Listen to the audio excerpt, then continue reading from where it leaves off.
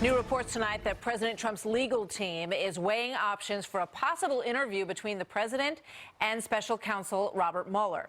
And Bruce Orr, the man removed from the investigation, has now been let go from his final last remaining post at the DOJ. There is so much to cover in this story tonight. Here now, House Oversight Committee Chairman Trey Gowdy, who also sits on the House Intelligence Committee. Congressman, great to see you as always. Thank you for being here tonight. So I wanted to get through a few of these, and I know this one has just come to our attention. This has just been reported by The Hill, and it has to do with two people I know you're very interested in terms of learning more about Lisa Page and Peter Strzok, who were involved in the investigation and then were removed from it. This article in The Hill suggests that their text messages that have just been released suggest that they may have been leaking stories to different newspapers. That's sort of what we see here. He says in this one, she says the article is out, but hidden behind paywall, so can't read it. He responds, WSJ? Question mark. Boy, that was fast. Should I find it? In quotes, and tell the team. Just going through this initially, but your thoughts as you hear that. Well, one of the lines of questioning that we have for the FBI agents we've talked to so far is who within the Bureau is authorized to talk to the media, because I can't speak for the Clinton investigation, but I can tell you with respect to the investigation into the Trump campaign, we have serious concerns about people with the Bureau talking to various media outlets that weren't authorized to speak on behalf of the Bureau. So I'd love to tell you I'm surprised that someone at the FBI may have been leaking, but I'm not. I mean, James Comey admitted under oath and testimony that he did the exact same thing. He did when he wanted to spur special counsel for Trump. When Loretta Lynch told him to call it a matter, not an investigation, we didn't hear a peep out of him. Yeah, very true. Your committee now has the Fusion GPS financial documents that you've been wanting for some time. Have you had a chance to go through them? I have not, but one of the investigators has. And, you know, Martha, I think it is so bitterly ironic to me that Fusion GPS wanted us to rely on quintuple hearsay from Russian sources that nobody knows. They wanted us to base a presidential vote on that, but they went to court to keep us from finding out who paid them and who they were paying. So thankfully, the court ruled the right way. It wasn't even a close question.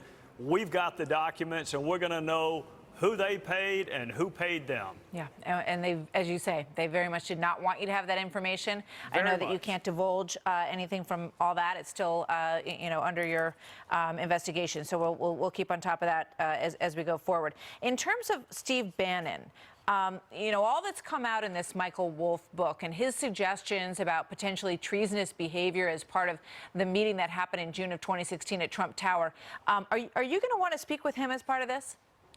Yes, ma'am. Treason's a really big word. In fact, it's the only crime I'm aware of for which you can be put to death without actually taking a life during the commission of the crime.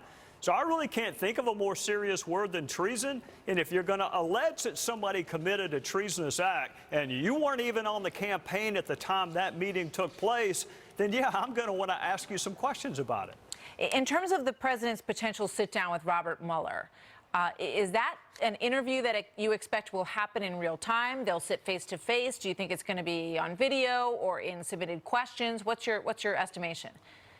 Submitted questions is not a great way to exchange information. There is no substitute, Martha, for what you and I are doing right now. Examination, cross-examination, testing, probing.